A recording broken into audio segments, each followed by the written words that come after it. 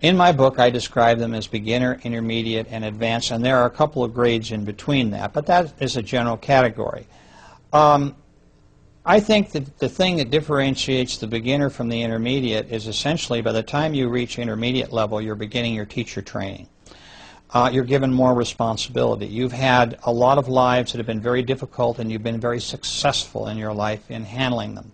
One of the primary things that our guides and teachers look at is how we have treated others in our life. What have we done for others as opposed to ourselves?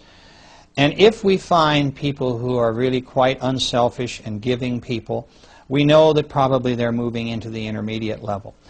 And from the intermediate level to the advanced level is the difference between a soul being kind of at the beginning stage of teaching to one that is a more advanced teacher.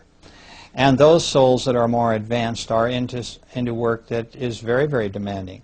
Many of them will have a number of people with whom they are teaching who are on Earth and on other planets. And it is also their responsibility in the spirit world to, if you will, run spirit groups as teachers, and to conduct lessons, and to work with individual souls on their own problems. So there's quite a difference between a beginner and an advanced soul.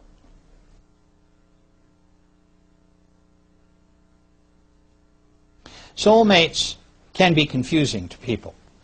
Of course, in the spirit world, I find, and I think I've explained this, that in a soul group we have many soulmates.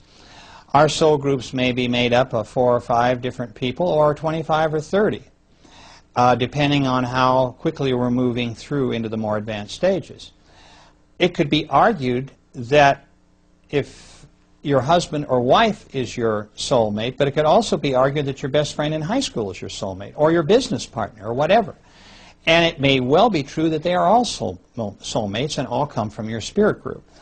For me, the most intense soulmate relationship is that being with whom we like to reincarnate in terms of a spouse, someone with whom we've been mated in many, many lives, and we often have changed genders.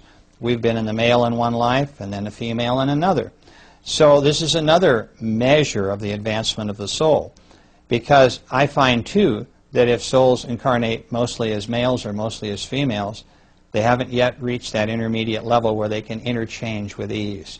So soulmates are a very, very important aspect of our lives, and sometimes we learn our greatest lessons with our soulmates.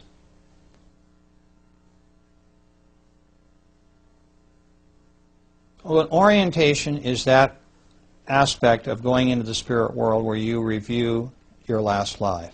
You review what it is that you did right and what you did wrong. Transition is when you move into the spirit world to your place where you live with your other souls who are your group. And there may be other groups that you can see around you. And finally, the last area is when you move forward. That is the time of rebirth and embarkation, if you will. When the time that you have spent between lives now is completed and you're ready to tackle the next life and the next body and go forward with the next lesson that will give you basically purpose in your life.